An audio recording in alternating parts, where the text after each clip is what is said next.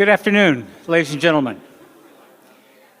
And maybe I should say good afternoon, all you fans of codification, because this is the codification panel. We have some very interesting papers. The format will be, I'll give the bio for each speaker shortly before they step up here.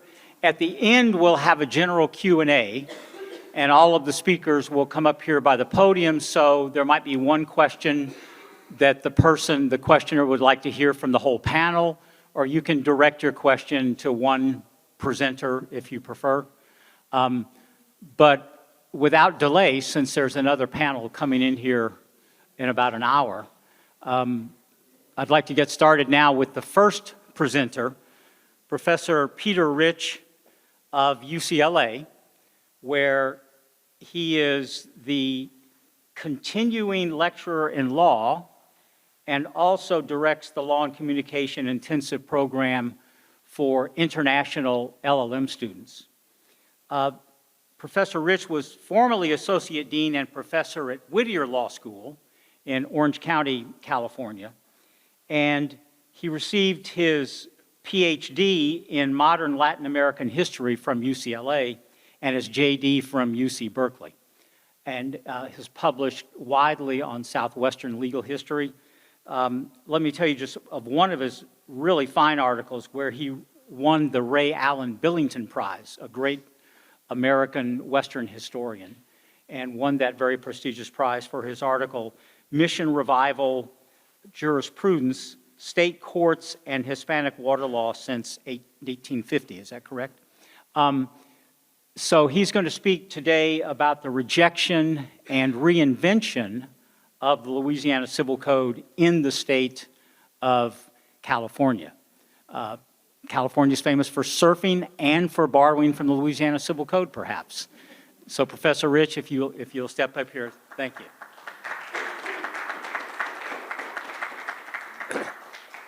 Thank you. Thank you very much to the organizers, to Olivier and to Katie and everyone else who's been so welcoming here. And so people are going to start wondering, well, why is this duck up on the screen?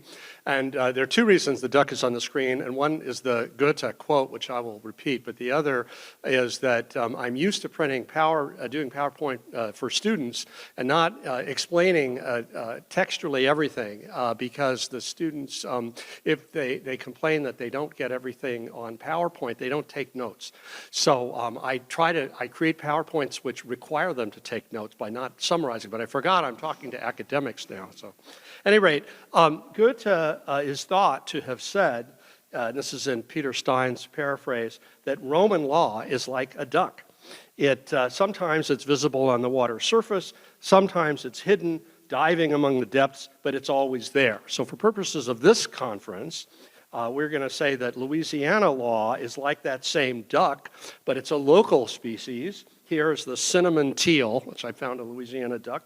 And in this project, I'm going to be tracing the 1825 Code's duck-like trajectory in California, beginning with a civil common law adoption debate prior to statehood, then as the code featured in jurisprudence surrounding San Francisco's public lands dispute in the 1850s and 60s, next as Louisiana law submerged with its outline faintly visible as California adopted a French patterned water administration system, and then finally as the code resurfaced in a case involving a 1975 case in favor of comparative negligence as opposed to contributory negligence as a doctrine. So that's our sort of overview.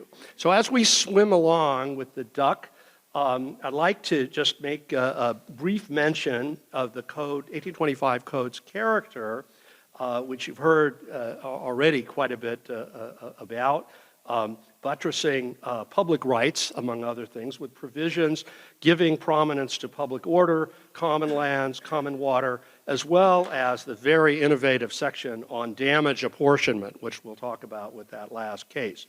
And these are adopted, as you've heard, from varying extents from Roman law, Spanish law, French law, and some of them, of course, are, such as the apportionment provision, are entirely original.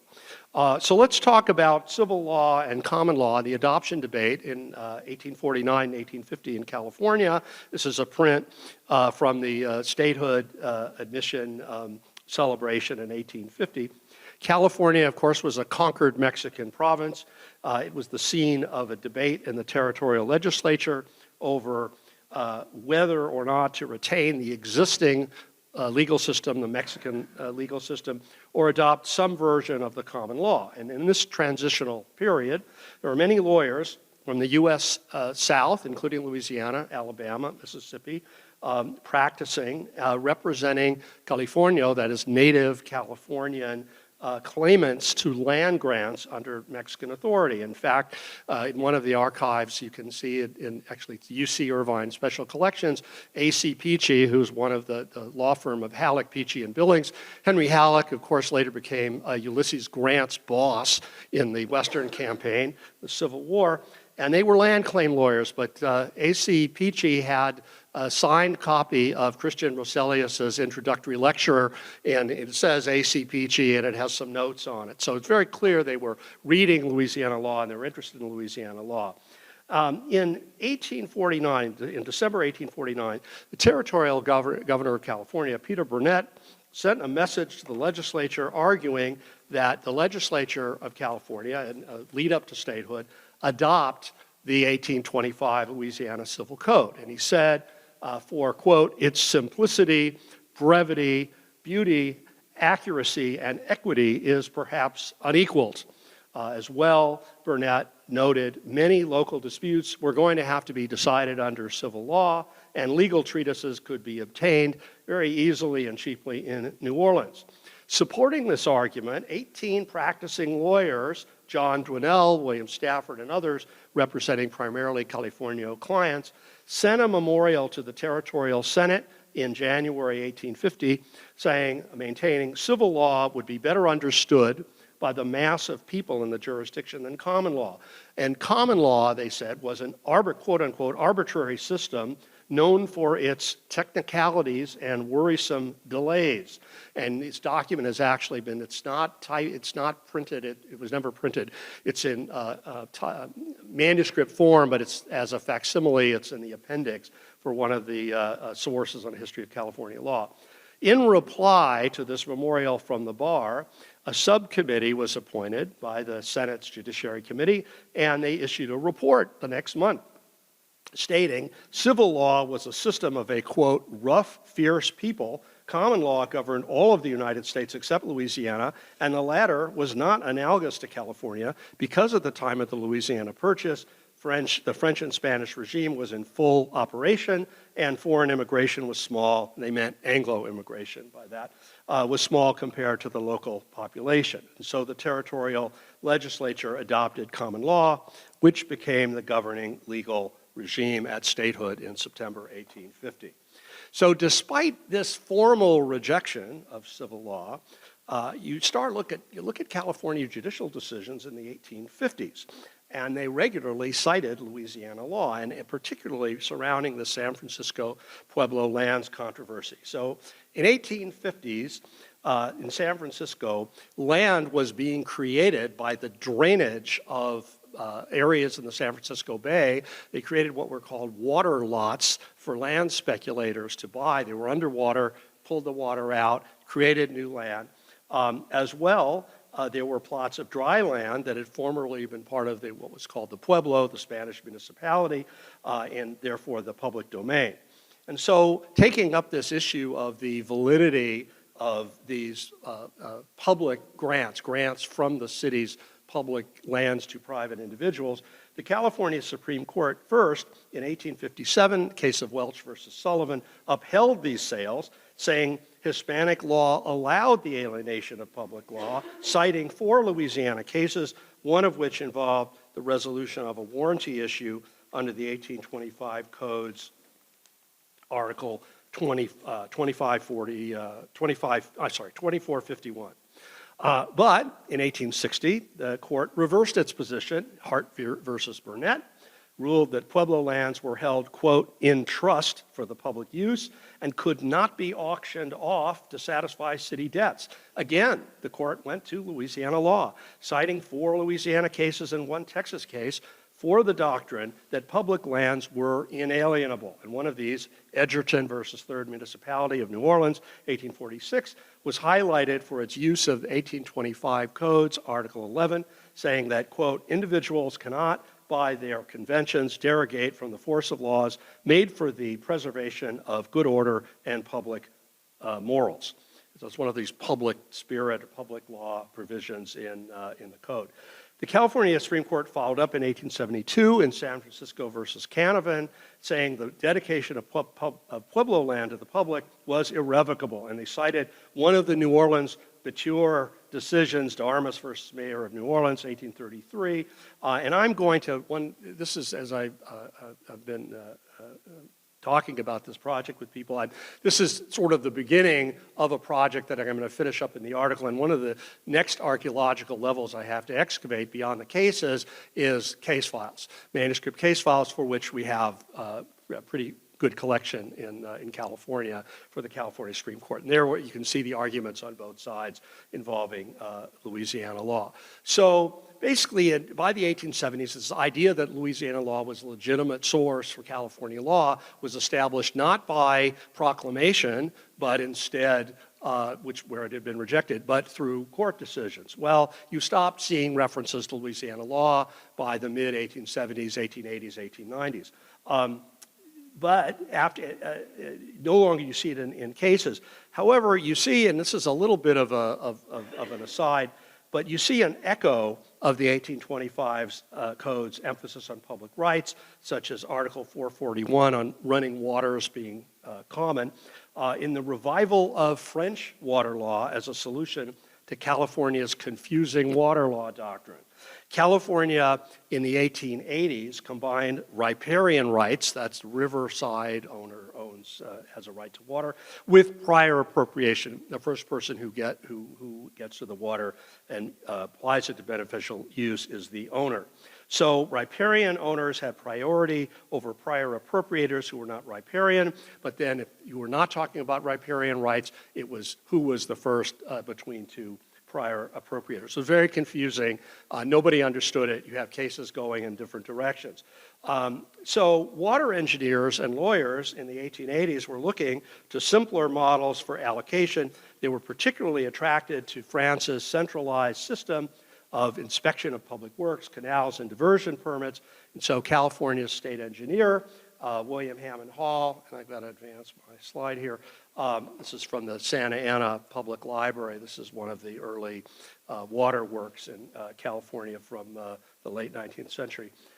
It's a flume. William Hammond Hall wrote a treatise in 1885 talking about how admirable French law was and citing Louisiana as an example of a place which had adopted it.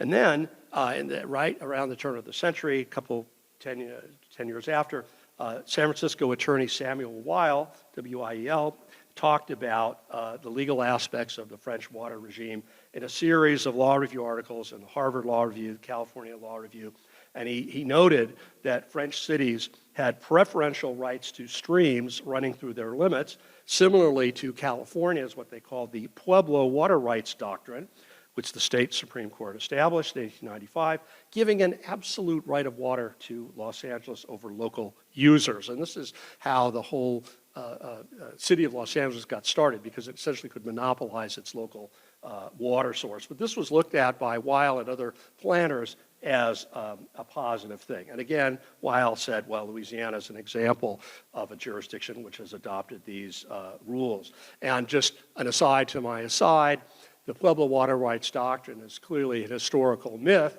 because there was never an absolute right to water in Spanish colonial California. There was usufruct, there was common equitable apportionment between missions and private owners and cities such as Los Angeles, but this is where you get mission revival jurisprudence. They distorted Spanish law the same way they distorted Spanish architecture to build Taco Bell.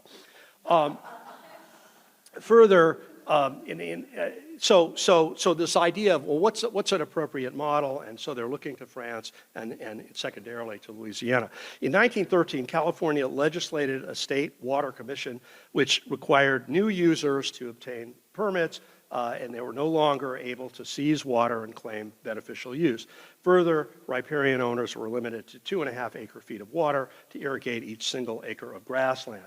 Although was the subject of much litigation, this commission was the ancestor of California's current centralized system, the Water Resources Control Board, as well as individual irrigation districts like the Orange County and other water districts. Ironically, courts in Louisiana, despite its sort of public law emphasis at the beginning, has, in court decisions, has restricted public water access. There have been a couple of articles written, I think one in the Journal of Civil Law Studies on that problem. Which brings us back to what happens eventually to Louisiana law in California. This is 1825. Code resurfaces in the case of Lee versus Yellow Cab. And so I looked for a 1970s picture of a yellow cab in Los Angeles, and I actually found one. Legal reformers in the 1970s in California were advocating change in the contributory negligence doctrine. Contributory negligence bars a plaintiff's recovery for an injury if the plaintiff had any fault at all in the incident at issue. Now, France actually went beyond this. It adopted comparative negligence in 1915, by which damages were apportioned by degree of fault, which was, of course, a much more equitable doctrine for individuals who were suing businesses. Louisiana actually established comparative negligence in the 1825 Code, Article 2303, which later became 2323, stating, quote, damages may be reduced according to circumstances. But unlike France, except for one case in 1859, Louisiana courts followed contributory negligence, the all or nothing approach. In the Lee versus Yellow Cab case, a driver sued a cab company that struck her vehicle, but had herself just made an unsafe left turn at an intersection. It's Alvarado and 3rd. If you're ever in Los Angeles, it's a very, actually still very busy and difficult intersection. The California Supreme Court held that comparative negligence should be the rule, citing both French law and the 1825 Code. So the plaintiff could still recover some damages. As well, the justices interpreted California's own civil code to incorporate an apportionment concept. And that was California Code Section 1714, which said that damages should be awarded except so far as the plaintiff caused the harm. So they took that language so far as to mean that it wasn't all or nothing, that to the extent that the plaintiff caused harm, damages could be apportioned. So as with the San Francisco cases, I'm going to do some more research in the case files, particularly this case, and see what else is there. And I've done a lot of case file research. It's a lot of fun, but you never know what you're going to find because you get arguments where the court just completely ignores them, the way they ignored the arguments in the Pueblo water rights cases about Los Angeles's equitable apportionment of the Los Angeles River. They just ignored it, and they treated the issue as though there had always been an absolute right. But at any rate, this, from a public policy point of view, this doctrinal change that the California court accomplished in 1975, gave wider scope for remedying accident victims' losses, and so really put into play this equitable policy that the 1825 Louisiana Code had started. So after swimming above and below, the Louisiana duck has resurfaced and is now paddling visibly, and there are a few other cases where it's actually mentioned. So that's what's going to end up being in my article. So thank you so much for listening.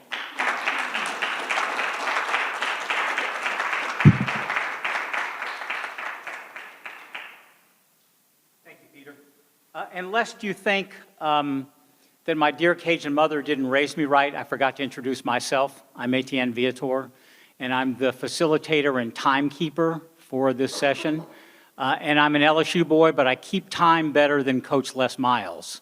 So that's an admonition that we're going to try to stay on track with our time. Congratulations, Peter. You were great.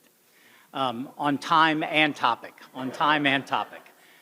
Our next speaker is Julie Rocheton. She completed her studies in law, legal history, and legal culture at several universities, University of Montpellier in Montpellier, France, the National University of Athens, and Paris 2 in Paris.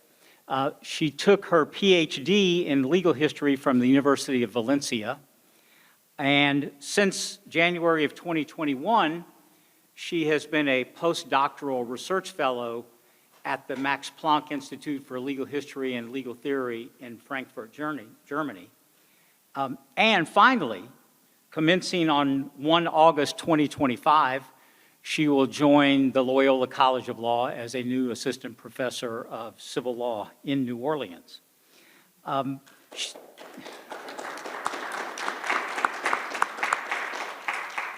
the way, I've got some courses I want to get rid of that I'd like you to pick up for me, okay? Her dissertation was on the codification movement in the United States, but unlike the earlier work by Charles Cook, who focused on the movement and the debate, she's actually doing biographical studies of the people who could be called the Codifiers, which will be a nice set to go with Professor Cook's book. And her topic today, she will talk a little bit from her dissertation, focusing on the 19th century civil codes in the United States and their codifiers. Professor Rocheton.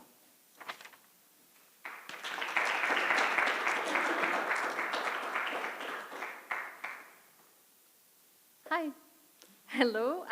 Nice to meet you, and thank you so much for inviting me. I'm really excited to talk to you about the codifiers. So this is the continuity of my PhD. The PhD was focusing on the codes, the institution, and as I cannot let codification go for some strange reason, I decided to push with my postdoc to study the men behind the codes. We have a tendency to think about codification as an institution, a legal instrument. We also have a tendency to sometimes forget that a code is the result of codifiers, of a commission of men. And so before I'm jumping into the men, I thought I would just give a quick overview of the codes I looked at. So, of course, it all started in Louisiana. And I think I don't have to go into detail into Louisiana here because everybody knows about it. Then you have the codes of New York, even if it was never adopted, the David Dudley-Field Code circulated through the US, and especially it was adopted without any change in Dakota Territory, and then with some change in California. When Dakota decided to revise their civil codes, they changed inspiration and used the California one. And then when Dakota Territory became North and South Dakota, you have two new civil codes, and of course Montana, which was the eastern part of the Dakota Territory. Now, this is the code, and let's jump back in on the commissioners and the men of the codes. So, we have 26 men, 26 members of different commissions through the US during the 19th century. And when I was looking during my PhD on the Adoption Act and the act appointing the commissions, what surprised me was they did not explain why they choose those men. Who were those lawyers? Why did they choose this one and not the other one? And I kept being quite curious, not to say obsessed, about wondering why. So I took upon myself during my postdoc to go through the archives and to study each of those 26 men, reconstruct their life, the legal practice, whatever we have left on their personality, who they were they nice people, not nice people, liked, disliked, were only lawyers, did they do something else, how was their private life, did they have a family, did they have property, and the idea at the beginning was, what did they wrote about codification, right? I mean, they codified the code, they were part of a commission, they has to have trace about that. Well, no. So that was the first discovery, is that when I looked at the correspondence or the private paper that still exists nowadays, I'm not saying they never talked about it, I'm saying, well, we don't have it nowadays. I discovered that there were not much to go on if I was just focusing on codification. So I took this bird-eye view and looked at the man. And so in terms of sources that was used, of course, it's a bit different for each man because, well, we know how historical sources work. Sometimes you can have 1,000 pages of correspondence, which I had for one of them. Sometimes you have nothing. So I use private paper, correspondence, professional paper that were left, obituaries also that are mindful of information, newspapers. Thank you for Chronicling America for digitalizing and OCRing all the newspaper they could. Also biography that were written about them and whatever I could find. I didn't put any limit. Everything I could find was going to the file of that man. And I asked myself, who were they? Why were they chosen? And maybe, is there a 19th century US codifier? Maybe there is this kind of blueprint of who a codifier should be according to the 19th century civil code. So that's what I'm going to talk about. We're going to start with the beginning and the Louisiana codifier. So I'm not going to go too much into detail because, well, you all know about them. But what I've noticed is that we kind of have two generation, group, team. I'm still not sure of the vocabulary. This is a work in progress, so I'm willing to hear all your opinion about that. And the first one are the New Orleans codifier. So the codifier of the 1808 and 1825 civil code. And what I try to assess is, what do they have in common? So they are all trilingual, speaking English, French, and Spanish. A study of their library has been done. They seem to have the same law book around themselves.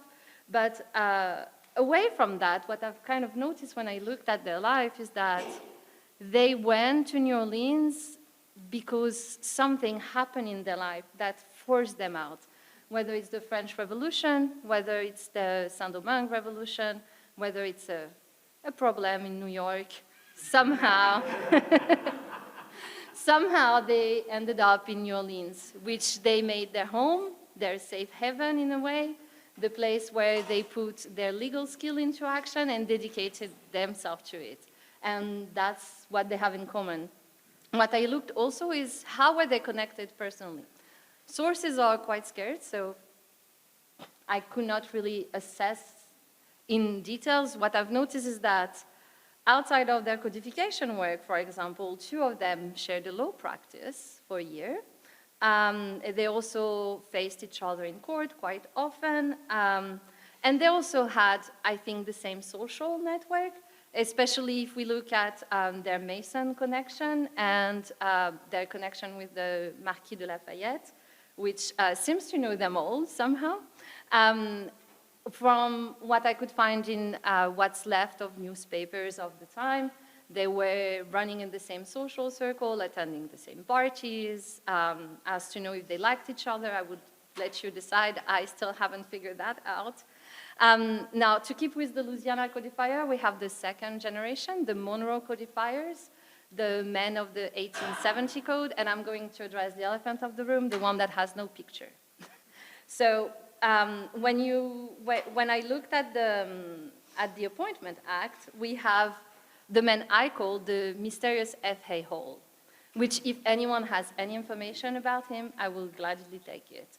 And F.A. Hall is, for me, is the elusive figure because I don't even know his name. So it was hard to find his correspondence and I didn't find any. However, when I did a research in the newspapers, I discovered that a Colonel F.A. Hall was the head of the Monroe Female Academy. And F.A. Hall is known as the man who read and proofread the Code Civil. So I'm assuming it's him. When I pushed the research a bit further and looked at genealogical record, I saw that Francis Hall which was also mentioned as the head of the Monroe Female Academy. The newspaper mentioned Francis Hall and his wife, Sarah Hall, and indeed genealogical record shows that Francis and Sarah Hall that were from Georgia were married and were living in Monroe. So I'm assuming, making the hypothesis, that it's this man. What is interesting is that, as many of the codifiers have, and we will see that a bit later in my talk if I go a bit faster, that they all have a background in education. Now, for the Monroe codifier, which I found very interesting in their correspondence, is that they all know each other, they are part of the same circle. So the first man, John Ray, was the one that was appointed to revise the civil code after the war. And he is the one that then appointed two persons, Isaiah and Franklin Garrett, father and son. And John was actually friend with Isaiah. They had property that were neighboring, they were part of the same circle, they really were actual good friends. And when you appointed Isaiah, at that point, Franklin, which was his son, was actually doing his apprenticeship in his law firm in Monroe. And as the father was working on the code and the son was working with him, I think it sounds quite logical that he was like, well, we'll share the work. So the Monroe codifier were a different, I would say, generation, team, group, vocabulary still pending, than the New Orleans one, in the sense that they knew, so the second generation knew about the first one, but there is no personal connection between them.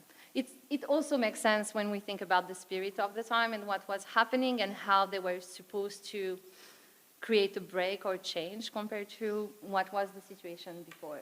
And I think the Louisiana codifier all have the same thing in common. They were family men, property owner, they were lawyer, legally trained, and that blueprint can actually transpose in all the other codes.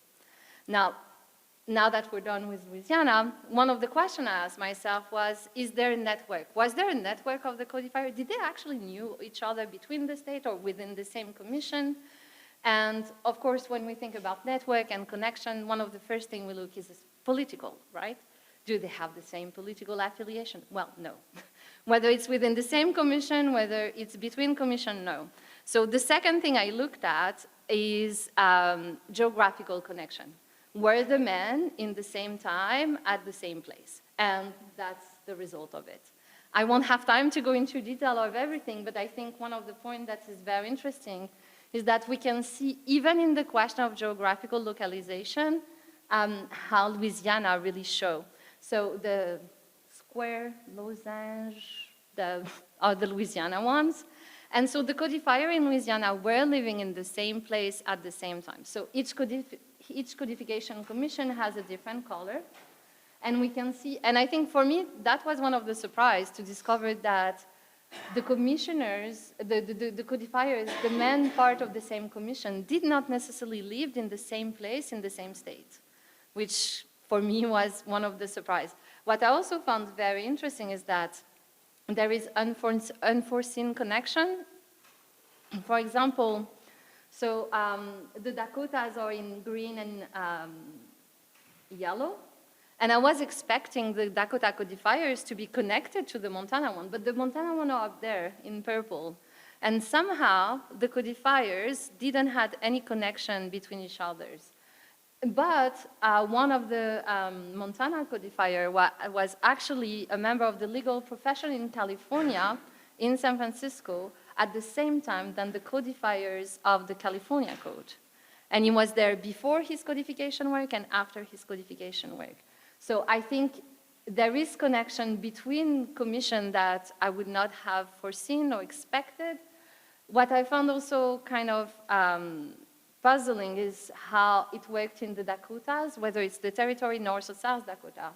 Because except in South Dakota, where the act of appointment literally explained that they made sure that they were choosing lawyers that were living in the main kind of city of the place to represent the different tradition, all the other ones were actually not living in the same place. However, they are the one that correspondence, judicial record shows that they actually knew each other. So, for example, Shannon, Bennett, and Granville were actually sitting at the Supreme Court of Dakota Territory in the same time. They also, you have this Deadwood connection for Gideon Moody and for Granville Bennett. So those men, and the Dakotas, especially in the early years, the legal community was known for being extremely tight. And when I looked at the judicial record of lawyers, who was the judge presenting, who were the lawyers facing each other, I could see that they were all part of that same legal network. They all knew of each other. They all were facing each other. They were not necessarily collaborating, except when they were pointing to the court at the same time. So I think there is a stronger community for the Dakotas than for the other one. For California, they also kind of knew of each other. They were in front of the same court during the same circuit, but they were not living necessarily at the same time in the same place. So there is this interconnection, this geographical interconnection between the men and between those commissioners. What is quite certain is that, except when they were appointed to the same court, or except in the case of Louisiana, the first generation, they never worked together outside of their codification work. Now, there is, I think, this network of codifier, but who were they? Which is the juicy part of the research and the one that I found the most entertaining.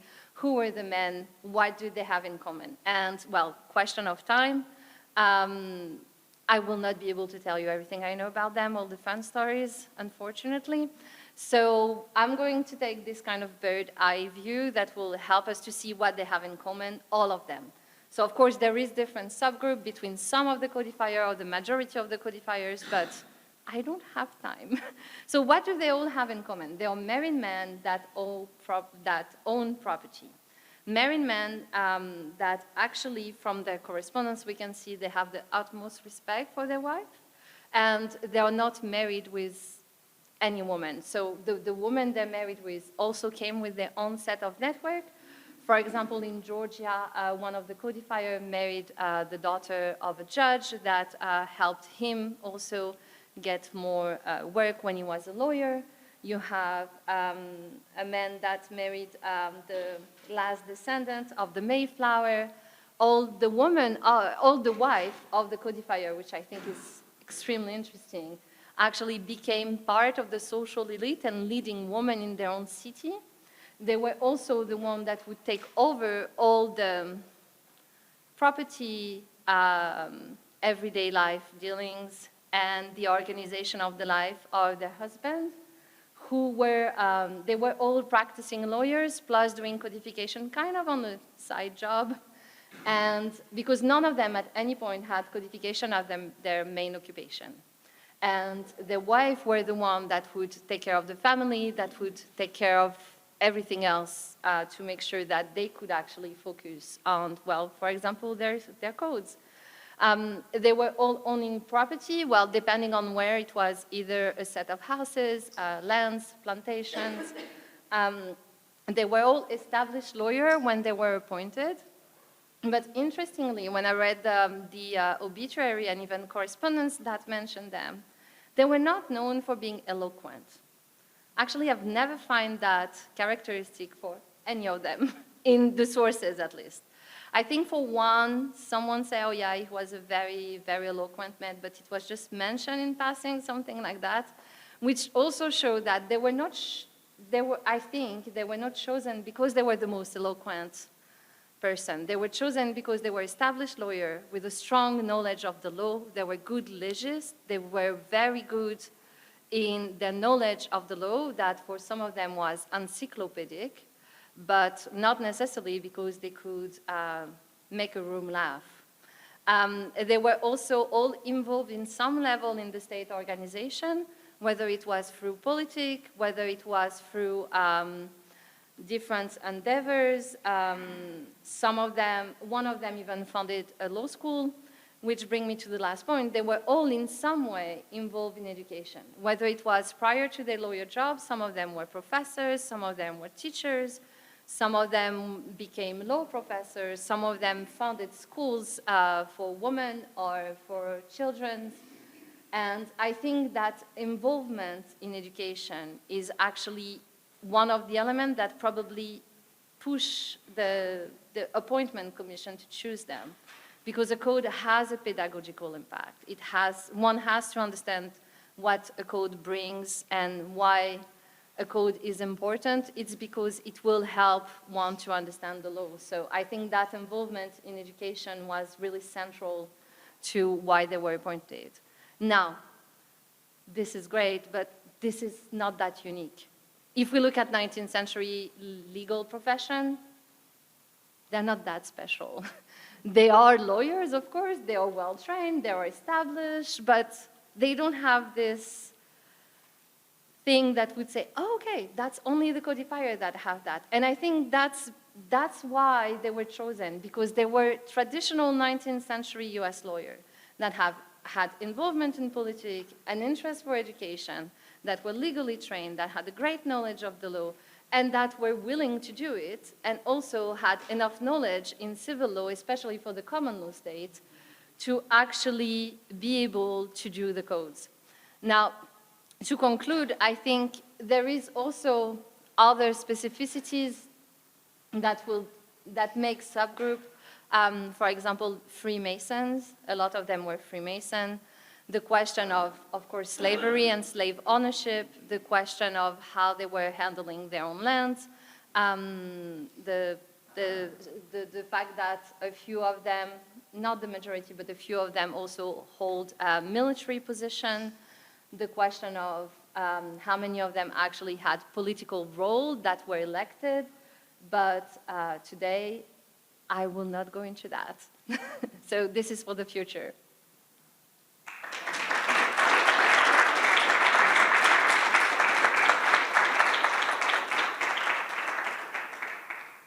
Thank you, Professor Rocheton.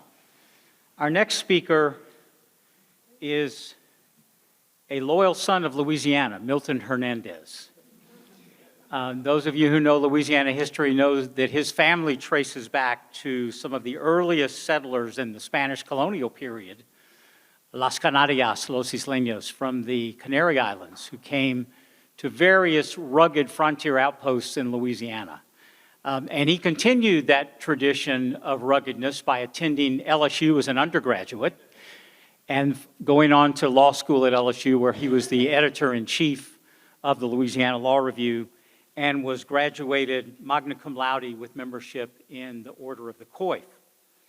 However, now, Mr. Hernandez is living in exile in Mississippi, where he is the assistant professor of law at the Mississippi College of Law in Jackson and is also the co-director of their Center for Civil Law Studies. So he is now carrying the Louisiana heritage to the benighted tribes of Mississippi, the common lawyers. He's going to speak today about the dabbling of Mississippi in codification in the 19th century. So, Mr. Hernandez, welcome to the podium. Thank you, Etienne, for such a wonderful introduction. I was pleasantly surprised to be able to talk about the Isleños today. That's very exciting. And thank you to Olivier for inviting me to speak, and for all of you for being here. Yes, we are in exile in Jackson, Mississippi, but that does not mean that we don't enjoy the civil law. We consider ourselves the fifth wheel of Louisiana legal studies up there in Jackson, Mississippi. And so today I'm going to be talking about under-considered effort of codification in the 19th century in Mississippi. Maybe, just maybe, our protagonist that we'll see might have ended up in Julie's presentation. So we'll find out a little bit about him and about his efforts and his product that he presented to the Mississippi legislature for potential adoption. So just a brief sort of outline of what I'm going to be talking about today. I'm going to walk through a brief history of Mississippi and its relationship to what it calls as codes. Our main protagonist, Publius Rutilius Rufus Prey. We're going to analyze his code that he presented to the legislature briefly, and then we're going to talk about that rejection by the legislature and attempt to contextualize it. So first, just a brief walkthrough of the relationship between Mississippi and Louisiana and maybe a similar heritage. I don't want to spend an incredible amount of time on this story of Mississippi as a territory and then Mississippi as a state, other than to analogize it to the story of Louisiana, that the individuals who we celebrate in Louisiana as sort of the initial founders of the territory and then the state, Bienville, Iberville, DeSoto, the names that we have all, for those of us educated in Louisiana, remember their names from our history books on Louisiana history. They're the same people that are celebrated in Mississippi. Bienville spent time in Biloxi and Natchez and founded settlements there before deciding that New Orleans was better suited for the capital of the territory. That if there ever was a U.S. state in this moment, this pivotal moment for codification, to have accepted a French culture and to have accepted a civil law tradition, it might have been Mississippi in this moment. And so that's sort of what prompted me to want to do this research in order to celebrate the 1825 Code, because we will see that maybe it had an influence on our main protagonist of codification in Mississippi. I do think, and I'm working on this paper that will soon be published about this introductory sort of research I've conducted. I think that this is the pivotal point between the differences in culture between Mississippi and Louisiana and diverging, certainly. And so I don't want to not highlight, literally highlight that portion of the presentation. But the stories are incredibly similar. So Mississippi would not consider itself a stranger to codes whatsoever. In fact, it has been governed by a code since it was a territory. That in the early territorial governments, there were codes in 1799 and 1807 and then into 1823 following statehood that were chronological recitations of the acts of the Mississippi territorial legislature and then state legislature. These are not even really considered to be formal codification efforts. They are merely the publications of the acts of the legislature. But Mississippians even today refer to these as their early codes. And they have continued this style of calling everything a code up until 1972, the current Mississippi Code, which is, of course, a formal codification effort. This is the one that I have focused my research on. The 1836 presentation to the legislature by P.R.R. Prey, and he styles it as the Revised Statutes of Mississippi. This is considered to be a stepchild in this story of codes and is really a blip on their radar of this tale. Publius Rutilius Rufus Prey, he's named after a famous Roman statesman, former consul of Rome, and his story is that one that Ron Scalise told earlier, and Julie told us just a moment ago, that he was born in Maine and later moved to Hancock County, Mississippi. I'm going to come back to that in just a moment, that he lived in Hancock County, Mississippi. But he held various political positions, and he held a judicial position as a justice of the Mississippi Supreme Court before he died. But he, by all secondary sources, P.R.R. Prey was respected by his legal peers and was considered to be an eminent scholar, someone who studied the law and knew what was going on continentally and knew what was going on in the civil law generally. P.R.R. Prey, I'll come back to the Hancock County point in a moment, because I compare his story, and sort of the genesis of my research was comparing him to Edward Livingston. Born in New York, later moved to the South. I don't know that P.R.R. Prey had any debt issues. I haven't sort of found anything there. But that Edward Livingston also held many political positions throughout his lifetime. He was asked to write several codes in Louisiana, was well respected by his legal peers, and then was later said to have been a champion for the civil law. Now, and both of these carpetbaggers who come down and then become infatuated with the civil law, their stories are widely different as to how they were able to sort of influence their found home on retaining any civil law that they had learned to love. P.R.R. Prey took up residence in Hancock County, Mississippi, specifically in Pearlington, Mississippi. And if you're familiar with the geography of southern Mississippi and southern Louisiana, you'll know that Pearlington is on the Pearl River, which is the boundary between Louisiana and Mississippi.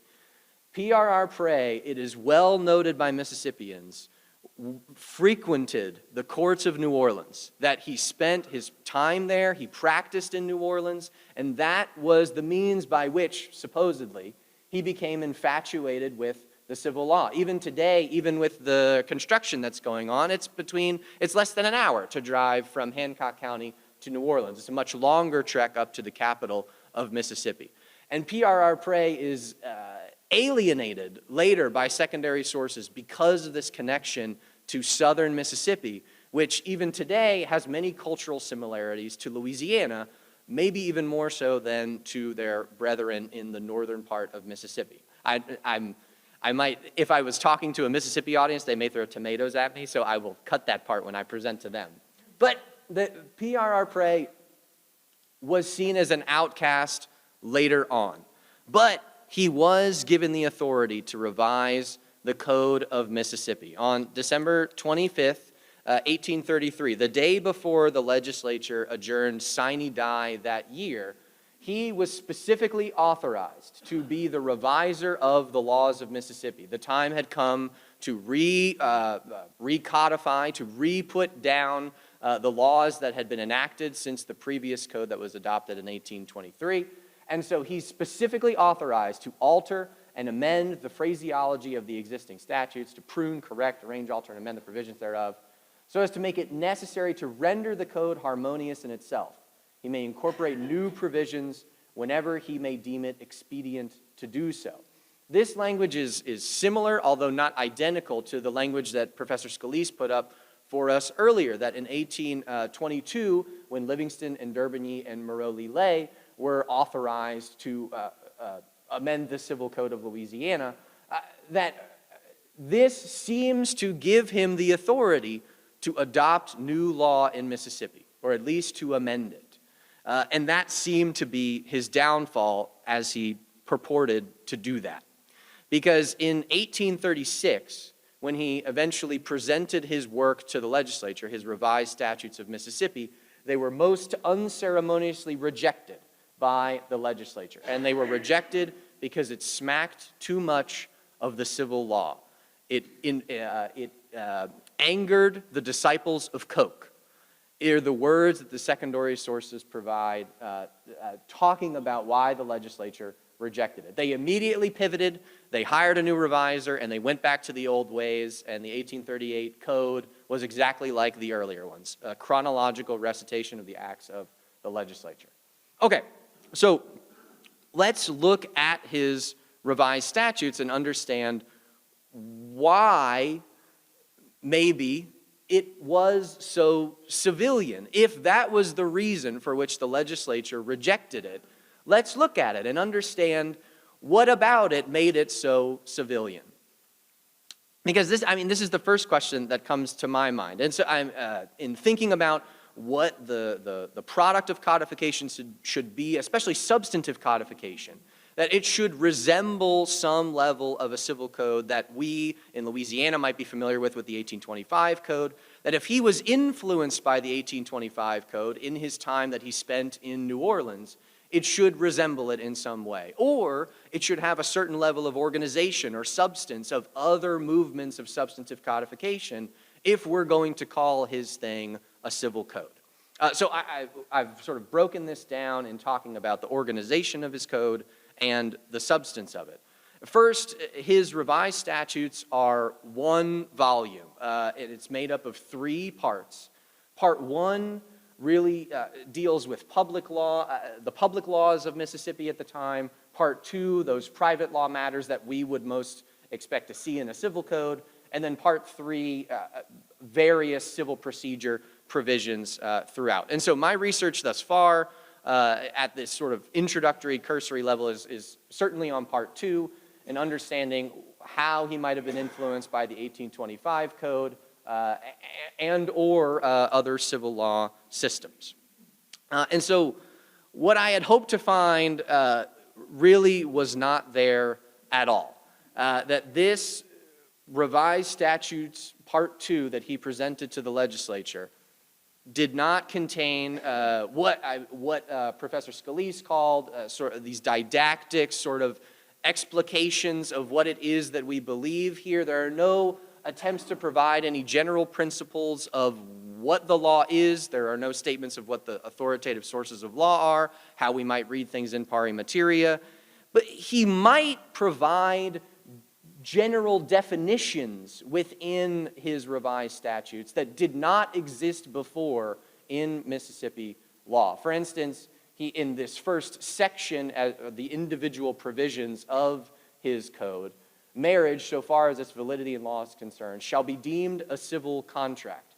Up until that point in Mississippi law, it was not equated that marriage was a civil contract, which this does, can at least be considered to look a lot like Article 87 of the 1825 Civil Code. That it seems maybe he is trying to tell us that marriage should be influenced by the rules on contracts because we are dictating that it is a civil contract. It was not the case in Mississippi law up until this point that marriage was ever defined in this way. So perhaps he's giving us some scattered general principles throughout, but they're not consistent. He doesn't do this for every section of Part 2.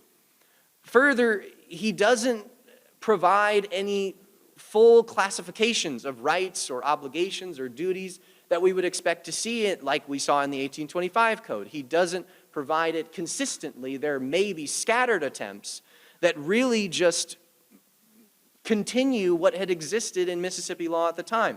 That he tells us that in Mississippi, these are the types of estates that exist under his first provision on estates in Mississippi. These are them, and then he provides specific articles, specific sections following that to describe what the rules are for each of these. But they're scattered. It's not consistent. They seem to be replicating what really was there in Mississippi law before.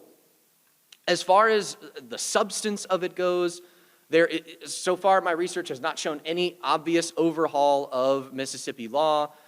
He did write some comments to his revised statutes. They are partial, but he is always clear that he is not changing the law of Mississippi and never was intending to do so. He keeps common law terminology, does not incorporate any civil law terminology that we might expect to see. He doesn't include any civil law principles. And in fact, he keeps common law principles when he would have the chance to remove them. So the question is, how civilian was Prey's code? From what I've just presented, maybe the answer is not really. I mean, as far as it goes organizationally and substantively. So then what didn't the legislature like about it? And so I have absolutely been influenced by Julie's work in this regard because I think it is important to contextualize the timing of Prey's efforts. These are quotes from various secondary sources written after the fact, decades later. There, to my knowledge now, are no primary sources about the debate in the Mississippi legislature on why it was rejected. But the picture that is painted is that this was a demonic man who was trying to tear Mississippi away from its common law roots. And if that's the case, what was so bad about it? This is another secondary source. Later, Governor McNutt, who served in the legislature at the time, he suggests that many objections were made to the code by people who had never read it. But if we take for granted that the Mississippi legislature believed it was too civilian, that it was not appropriate for them to adopt such a volume, what might they not have liked about it? Prey did reorganize the laws of Mississippi. I mean, I made it a point to say that those original codes were all chronological publications of the acts of the legislature. He did organize by subject matter. There is a part on marriage. There is a part on estates, which was new at this time. So maybe they didn't like the reorganization of the law. Also, maybe they didn't like the substance, that he did add some provisions. For instance, the one we looked at, he did add that marriage is, by definition, a civil contract. Perhaps they were concerned about moving power away from the judiciary into the positive law of the legislature that they felt uncomfortable with. They didn't want themselves, the legislature, to be in control of enforcing this authority. But without any primary sources, it is hard to know for sure what exactly they didn't like. I think, too, timing-wise, perhaps Prey was Nietzsche's madman. He had come too early, right? Like that he is not yet, codification is not in vogue at this time. That we, like Julie talked about, we don't get it until later that other U.S. jurisdictions are choosing to undergo codification and presenting civil codes into their legislatures. That maybe he was ahead of his time, and if perhaps he was a couple of decades later, Mississippi might have been on board. But the lack of legislative history right now, at least, may prevent the full story from revealing itself. So right now, what my research assistants and I are doing are line-by-line comparisons of these revised statutes to the 1825 code, to the prior Mississippi codes, and to the Mississippi case law to try and identify specifically how much we can believe of Prey that he is not changing the law of Mississippi, trying to find more legislative history and reports to understand the debates surrounding his revised statutes, and then to go and find what he did in Louisiana. That if he did appear in the courts of New Orleans, maybe there are his filings that we might be able to uncover. But so this is where I'm at with my research assistants now, and I will look forward to sharing the results of that research with all of you. So I thank you very much.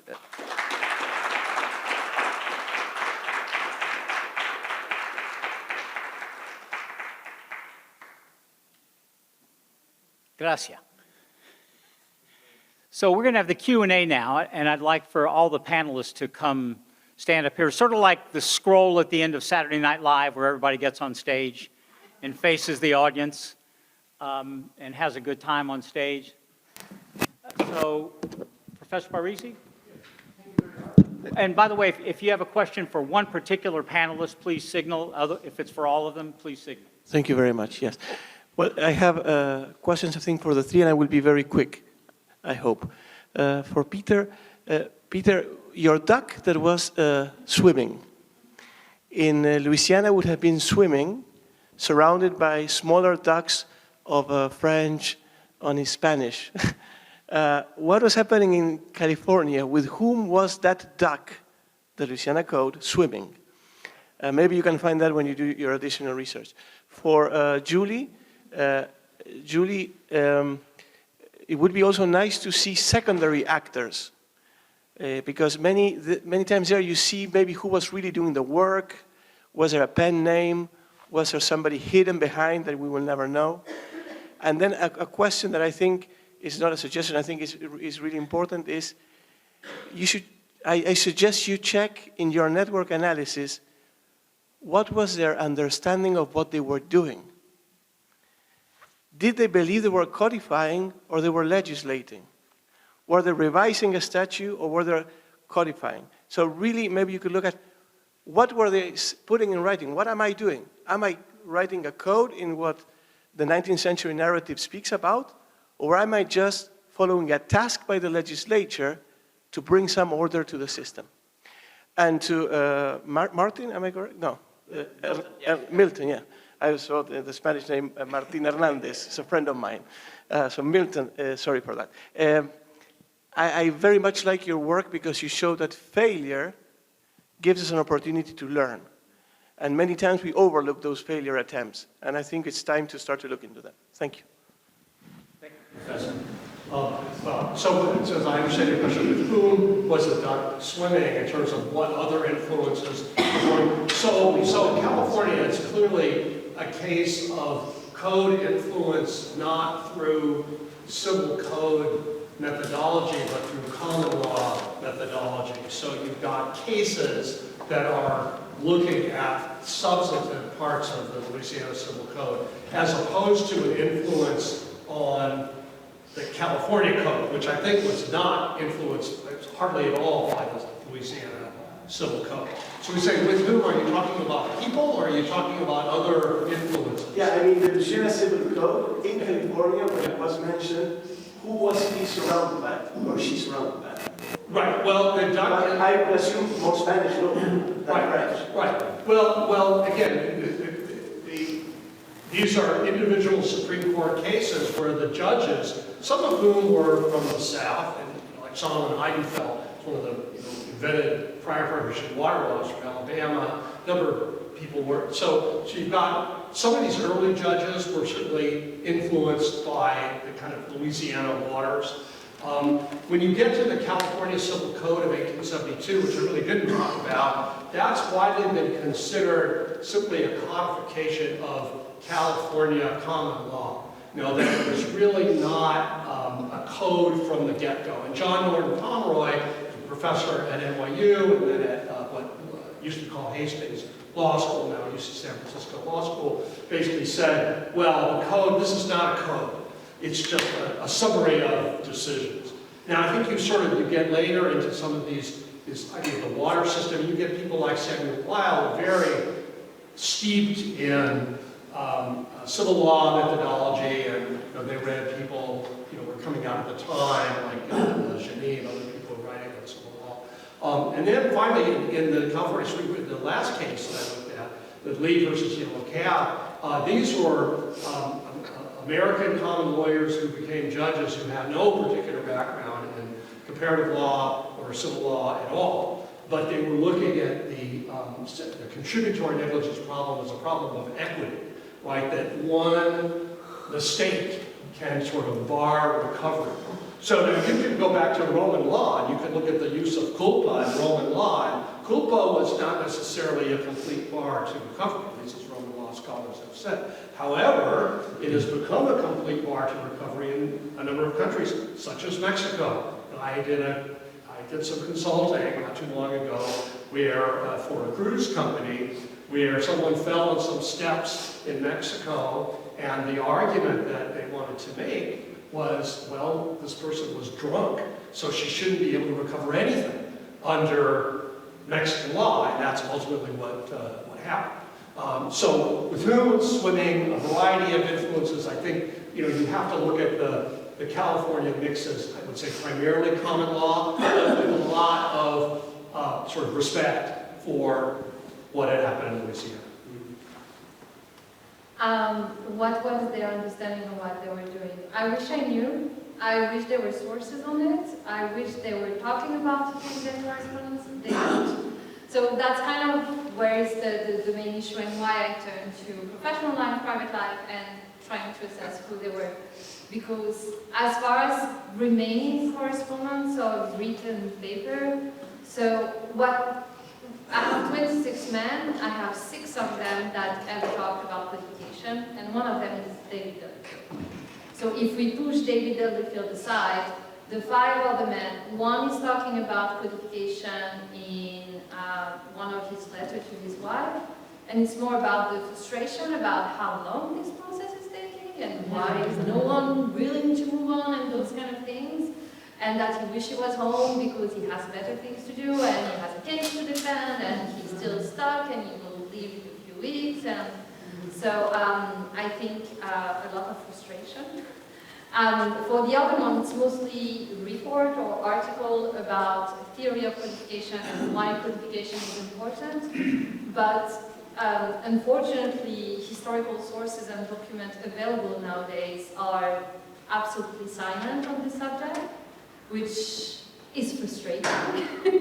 As for the broader network, that's what I'm doing right now.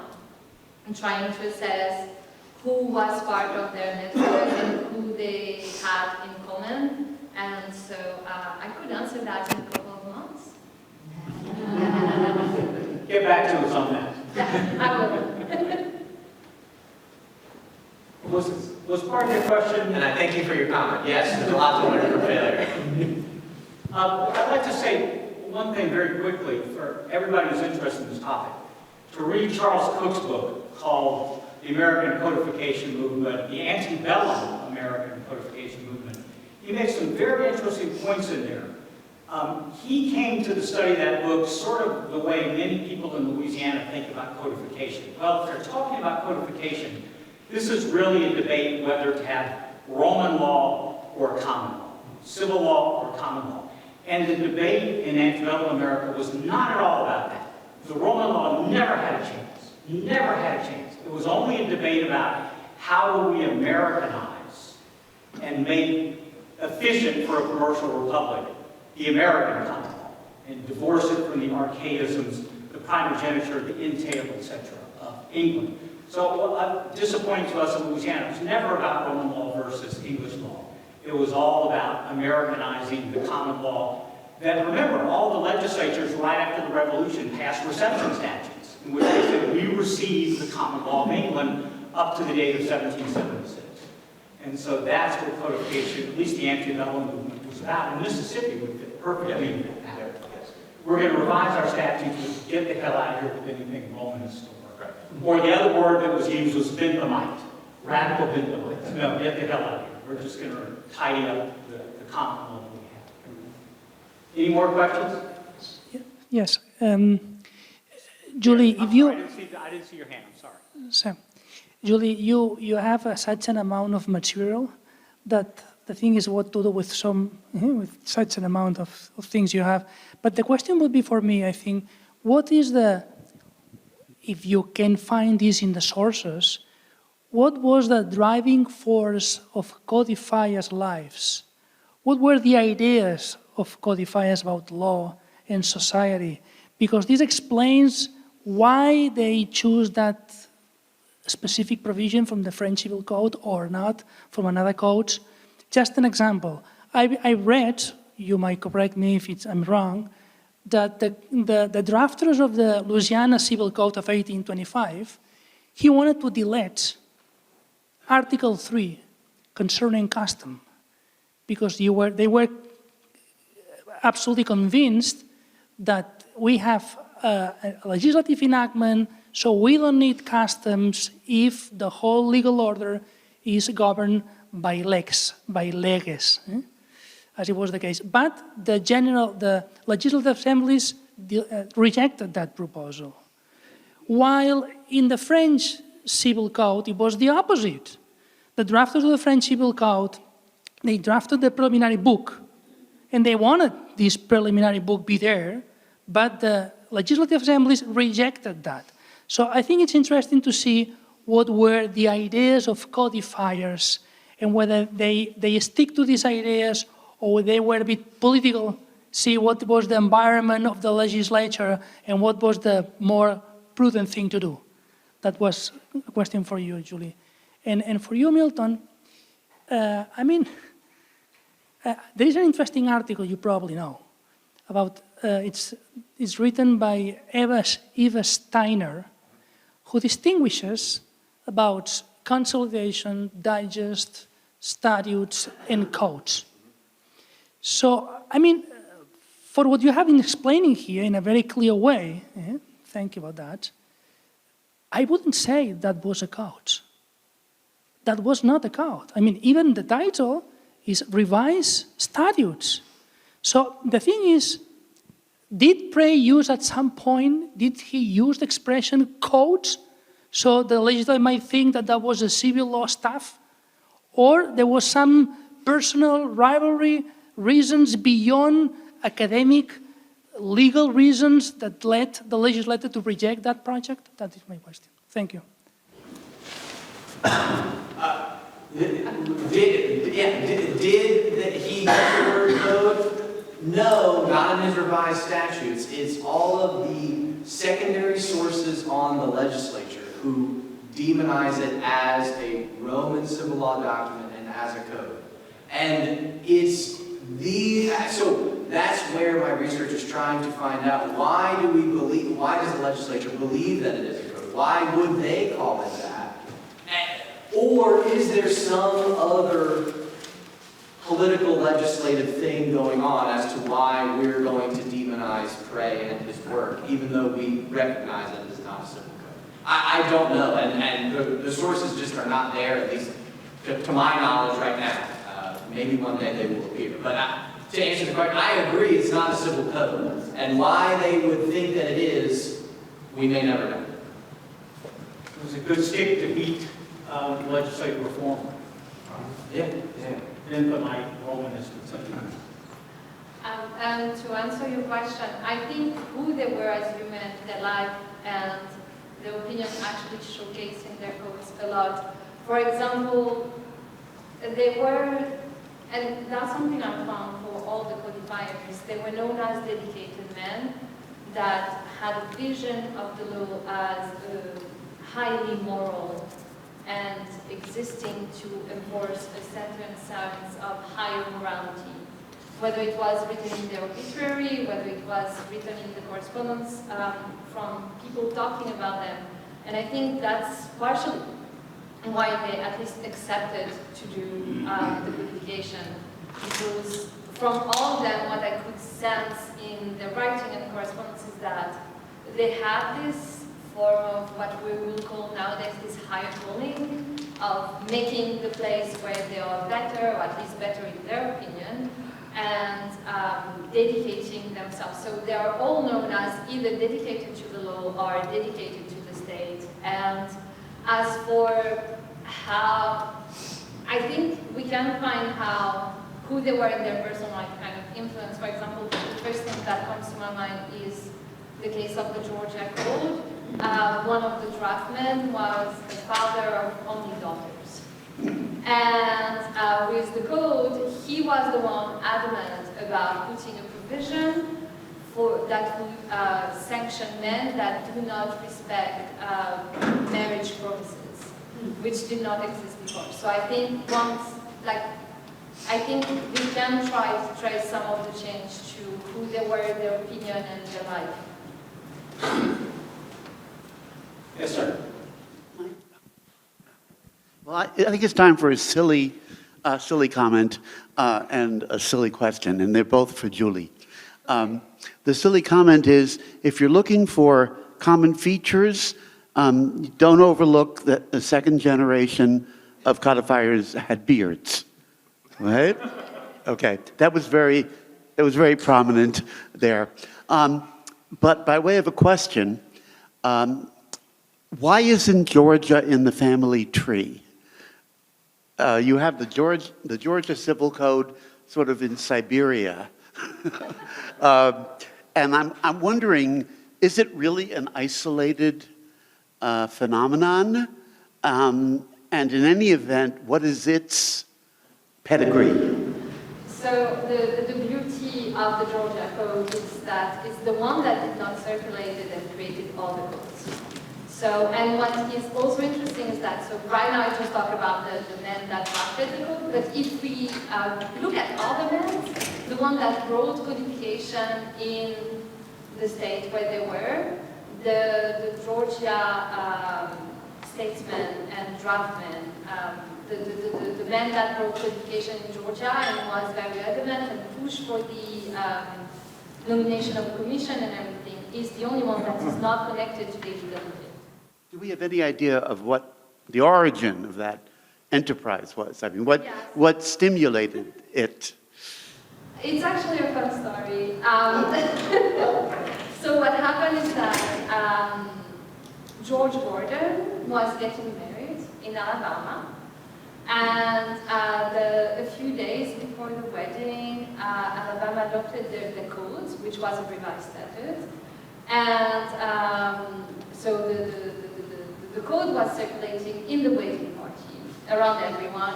And we have correspondence of his wife, or newly bride, writing to a friend of her, explaining and wondering, is that married life? Because he spent the wedding night sitting in a chair reading the code.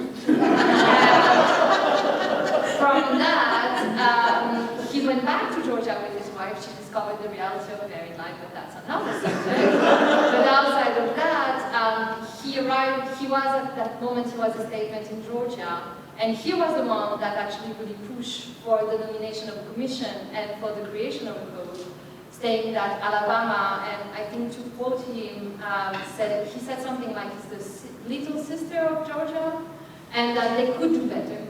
That what they did there was great, but they could do better by including in the revised statute, by making it a code, and including in the common law principle in it, And that's the origin story of the Georgia Code. Thank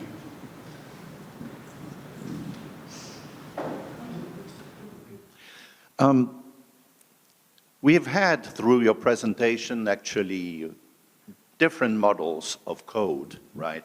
The field code, which is probably following the model of Louisiana, very organized, though common law, as Peter has said. Georgia, that is coming now, where you clearly show in your book that the attempt was not only to revise the statute, but to bring the common law into legislation. And the attempt in Mississippi, which seems more to be the mandate, is to revise the statute, but maybe with the marriage article is the only one, is an outlier, sometimes an attempt to do a bit more. The question could go, you can draw a straw there, it could go to Julie or to you, Milton. Did you find maybe, Milton, in your, at this stage of your research, some attempts to bring case law into the revised statute and go a little bit beyond the mandate of simply producing revised statutes? Yes, yes. In his comments, Prey attempts, what he says throughout is that he is updating the law of Mississippi to reflect those of the recent cases, and he is not attempting to change the law. And much like we see in our revision comments today in Louisiana, that he's stating, all I am doing is incorporating the new principles from the case law, so I'm not changing the law, but I am tightening the language. That is what he repeatedly says that he is doing. If you allow me a brief follow-up, that shows that actually the Mississippi attempt is in the same genealogy as the Georgia codification. Actually, if I can jump in, what I find very interesting in your presentation is the Appointment Act. If you look at the Georgia one, it's almost the same thing. Yeah.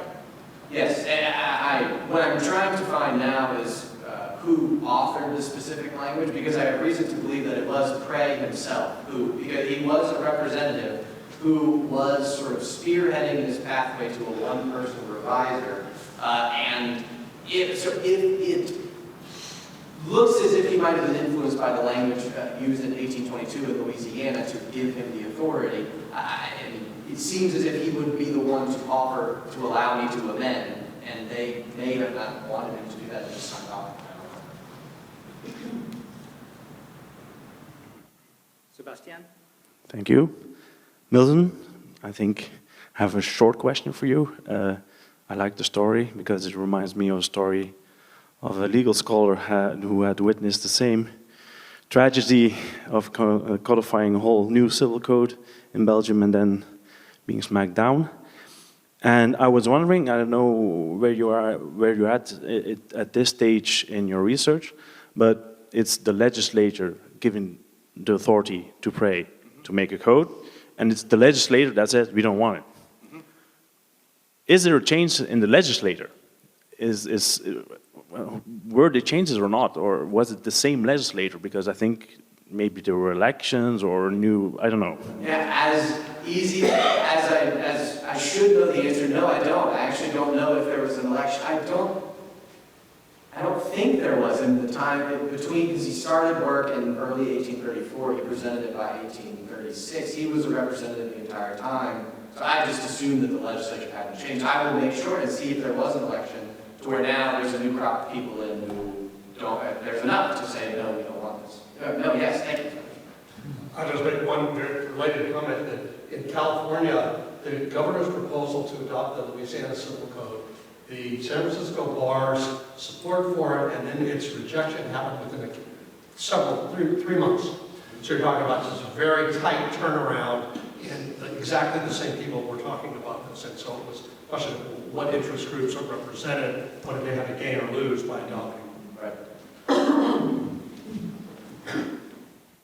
There's a question for Peter. I enjoyed all three presentations very much. Thank you.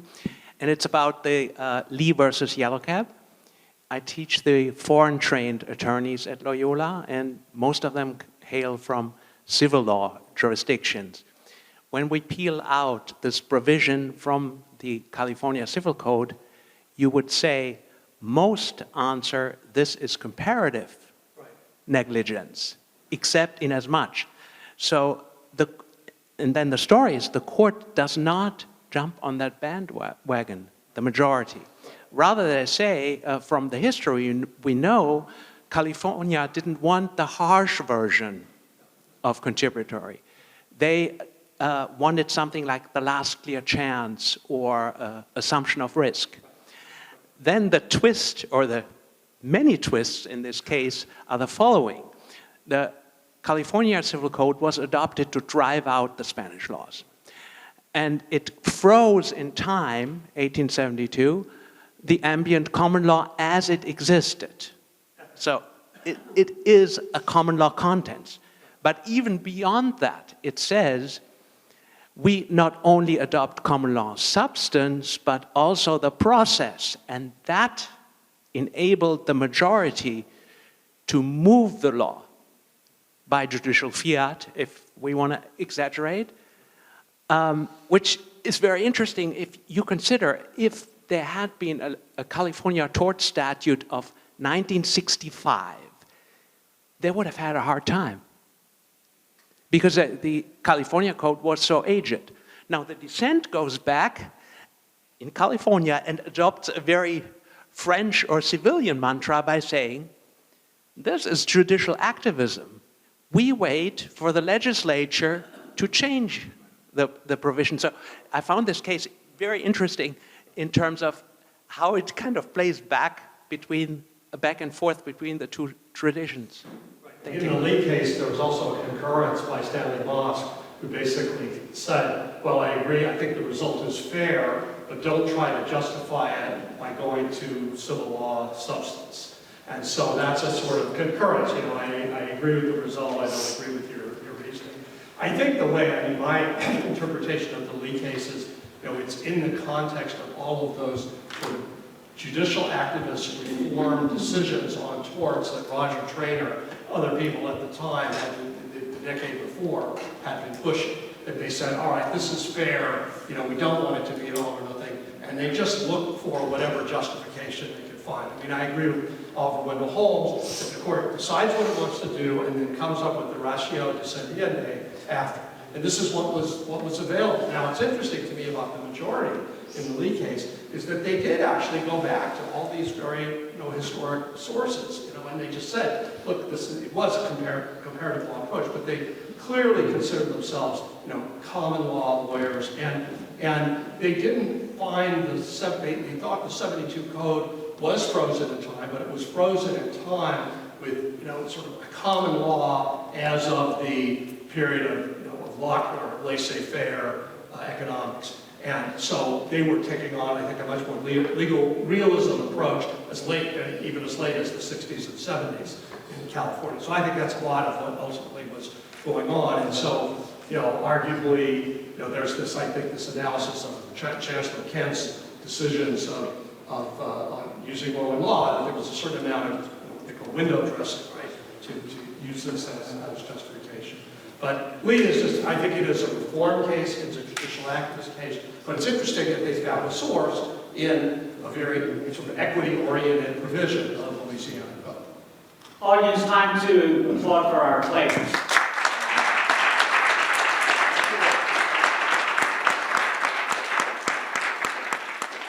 I think you'll join me in agreeing that they're all ready for prime time.